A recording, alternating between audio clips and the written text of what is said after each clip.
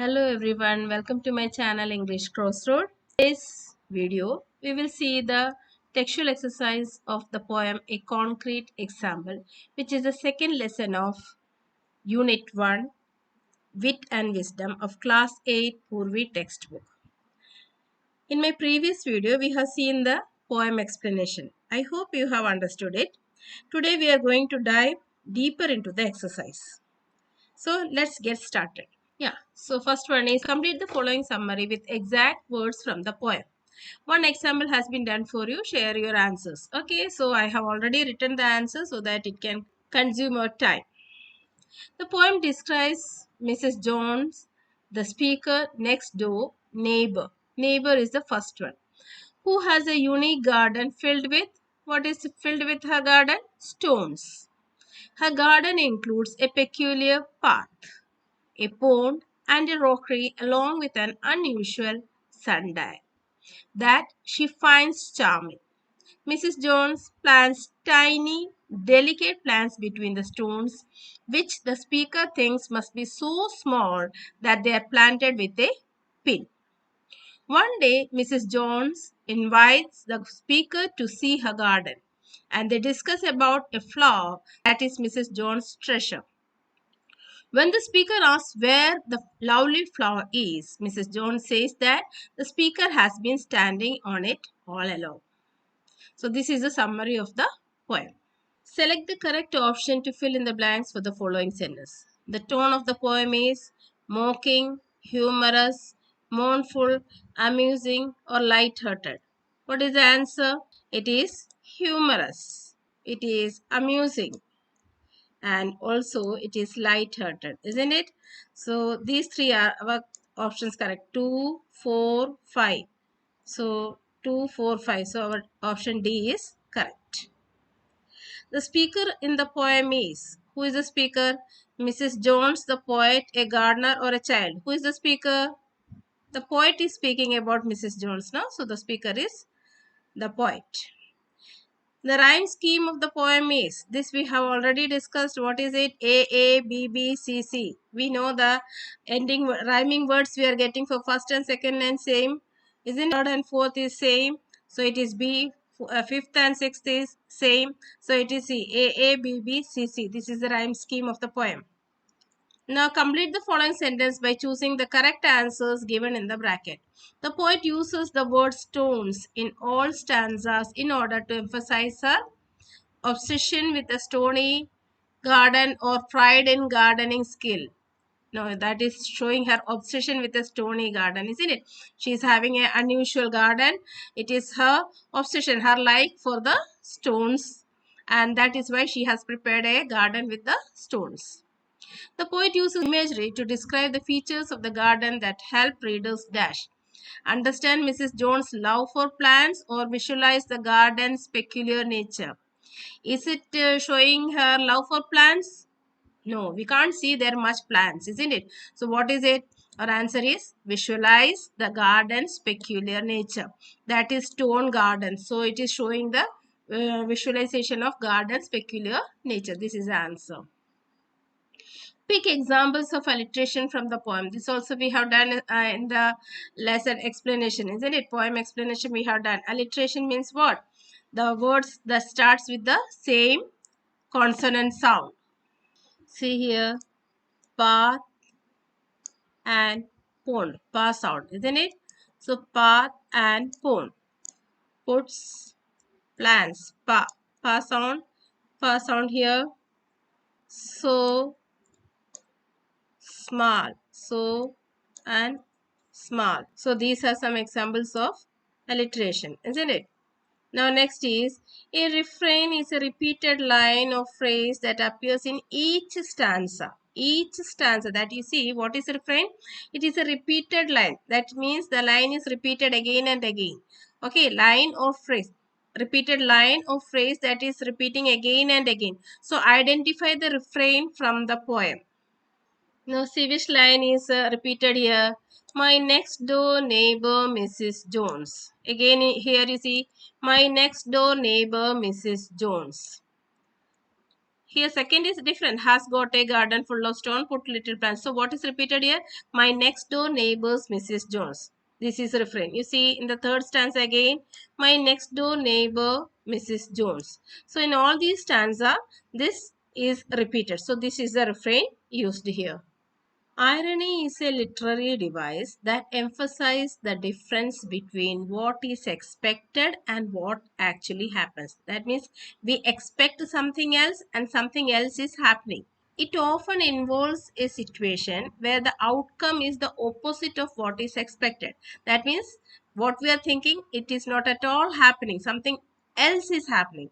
Okay, opposite of what is expected, creating a surprising or a humorous effect. For example, Mrs. Jones' excitement about her garden contrasts with the speaker's disappointment on how ordinary it is. Now, this in which line we have identified the line from the poem that displays the situational irony. So, what is the line? So, what is the last line? You see, Mrs. Jones is talking about the flower for a quarter of an hour. And when the poet is asking, where is this lovely thing? I cried. Means here I asked. So, what is she saying? You are standing on it. This is irony, isn't it? Actually, the poet is thinking that he can visualize something special. But finally, what she is giving the answer is that you are standing on it. That means not at all expected, isn't it? So, it is a irony. Now complete the following sentences appropriately. The word concrete can refer to what? Actual stones or materials in Mrs. Jones' garden. The title also has a symbolic meaning as the poem provides a clear or concrete example of Mrs. Jones' dash gardening habit, unusual, isn't it? It's not a usual gardening habit, but it is an unusual gardening habit. The title, A Concrete Example, carries both literal and symbolic metaphorical meaning. That is two meaning we have. Such wordplay is called a pun. A pun is a figure of speech that uses words with multiple meaning. So, it may have more than one meaning, multiple meaning, or words that sounds alike but have different meanings, creating a humor effect. It's not only having different meaning, but it is creating a humorous effect. So what does it mean? It refers to the concrete in Mrs. Jones' garden. Refers to what does concrete refers to here? It refers to the concrete in Mrs. Jones' garden. The actual physical material used to make paths, rockeries, and her stone-based decoration. So this is the actual one. The symbolic or metaphorical meaning is that the phrase a concrete example is commonly used to mean a clear, specific, and solid illustrations of something. In this case, perhaps eccentricity or personal taste. So here it is showing the unusual taste of the neighbor, Mrs. Jones. Why it's a pun? This double meaning creates wordplay. It's both about a real garden made of concrete and a figurative lesson, for example, about people's quirks, taste, or perspectives. The humor comes from an unexpected dual meanings. Okay, so that is why it's a pun. Read the given extract and answer the questions that follows. My next door neighbor, Mrs. Jones, has got a garden full of stones, a crazy path, a lily pond, a rockery, and just beyond a sundial with a strange device. Mrs. Jones thinks rather nice. Now, based on this extract, you have to find the answers for these questions. What can be inferred about Mrs. Jones' taste in gardening from the description of her garden being full of stones? What can you understand about Mrs. Jones' taste? The description of Mrs. Jones' garden being full of stones suggests that she has a unique and creative taste in gardening. Instead of following traditional methods, she prefers a low maintenance style that uses stones to create paths, borders, and decorative features. This choice reflects her desire to design a garden that stands out and express her individuality. It also shows that she is confident in her preference and does not worry about others' opinions. She simply does what she enjoys. Identify whether the following statement is true or false. The garden serves as a means to reveal more about Mrs. Jones herself. Yes, it is true. What does the word mean by crazy path? Crazy path means here a winding, uneven or irregular path made of stones. This is the meaning of crazy path here. What does the sundial with a strange device suggest about Mrs. Jones' personality? It means she has a fascination with the unusual items. Now answer the following questions. How does Mrs. Jones feel about her garden? Support your answer with evidence from the poem. Mrs. Jones feels proud and pleased with her garden. She seems to have a deep fascination with unusual and decorative elements, as shown by her choice to fill the garden with stones, a crucible, a lily pond, and even a sundial with strange device. Her fondness for these features suggests that she finds beauty in things that are different or eccentric. The line from the poem, which Mrs. Jones thinks rather nice. This line, Mrs. Jones thinks rather nice, supports this idea and shows that she genuinely likes her garden even if it may seem odd to others. Why do you think the speaker describes the plants as being so small that they could be planted with a pin? The speaker describes the plant as being so small that they could be planted with a pin to create a humorous exaggeration. This line mocks the way Mrs. Jones has filled her garden with so many stones that there is hardly any space left for plants to grow. The poet is playfully highlighting how tiny and insignificant the plant seems in comparison to the overwhelming presence of stones, using this imagery to gently poke fun at Mrs. Jones' unusual gardening style. The next one, what do we get to know about Mrs. Jones based on her gardening style and her interaction with the speaker? Based on her gardening style and her interaction with the speaker, we learn that Mrs. Jones is deeply fond of her unusual garden filled with stones, paths, rockeries, and concrete, leaving very little room for actual plants. This suggests that she has a fascination with decorative elements and values artistic control over natural growth. Her pride in her garden and lack of concern for others' quiet amusement reveal that she is confident, possibly a bit eccentric, and content with her unique taste. She does not seek approval from others and finds joy in creating a space that reflects her personality. The poem portrays Mrs. Jones in a positive light. Support this statement. The poem portrays Mrs. Jones in a positive light by highlighting her practical wisdom, confidence, and unique taste.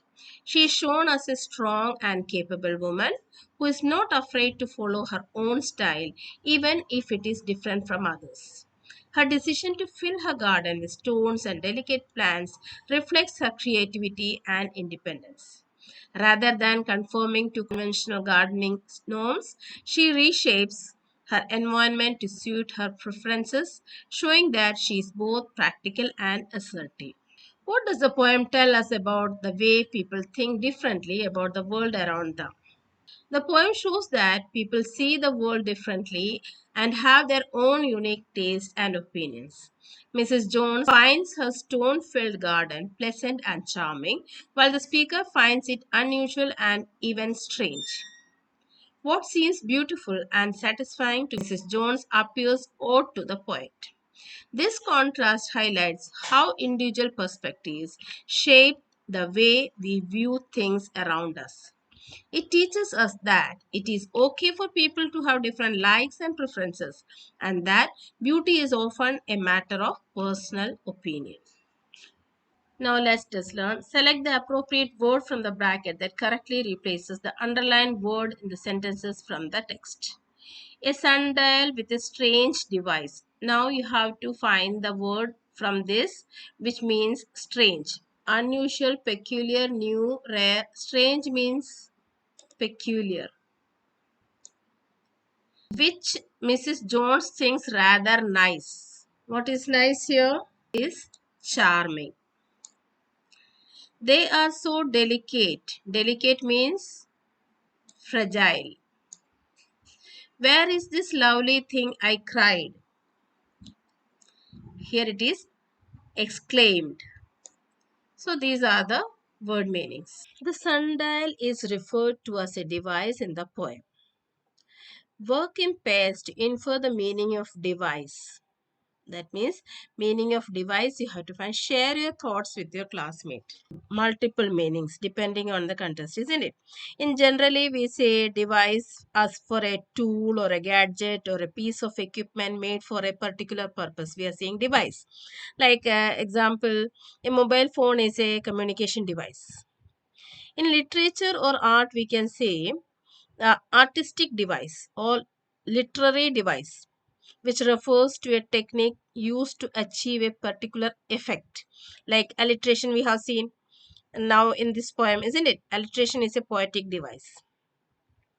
In technology, an electronic or mechanical item designed to perform a function is known as device. For example, a computer is a data processing device. Then in symbolism or emblem, we can say a design symbol or emblem with a special meaning. Example, a sundial with a strange device. From our poem it is shown. It refers to a decorative or symbolic feature of the sundial. Okay, so these different meanings we can say for the word device. Now match the type of instruments in column 1 with the definition in column 2. Column 3 shows one example of each type of instrument. Now you see, column 1 is giving one word and the definition is given in column 2 and one instrument is given in column 3. Match the type of instruments in column 1 with the definition in column 2. Now you see implement. So what is implement? Something used by hand to make or repair. This is implement.